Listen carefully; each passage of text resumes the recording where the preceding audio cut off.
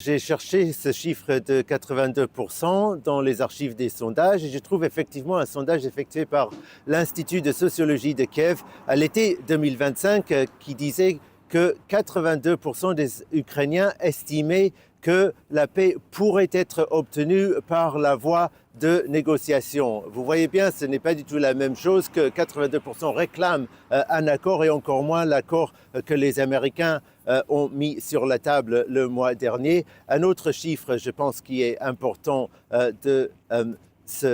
noter, c'est que 71% des Ukrainiens, dans un sondage fait par le même institut au mois d'octobre, sont catégoriquement opposés à la cessation des territoires qui n'ont pas encore été occupés par l'armée russe. Donc ce fameux quart de la région de Donetsk qui est encore aux mains des Ukrainiens, les villes de Kramatorsk et Sloviansk notamment,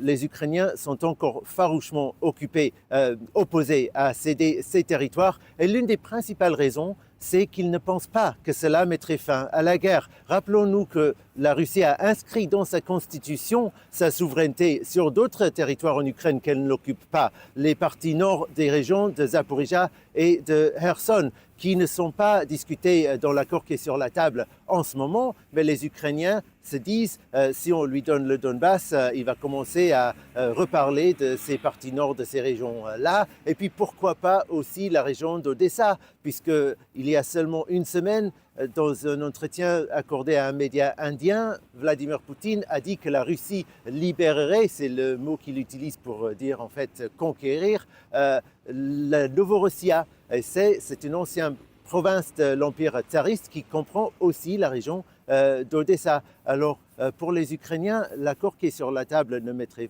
pas fin à la guerre et faire des concessions territoriales pour cela, ça n'a vraiment pas de sens. Et la seule chose qui pourrait changer cela, c'est s'il y avait vraiment des garanties de sécurité extrêmement solides, comme Volodymyr Zelensky l'a dit, l'article 5 de l'OTAN, mais il est difficile d'imaginer que les États-Unis acceptent cela et encore moins probable que Vladimir Poutine l'accepte.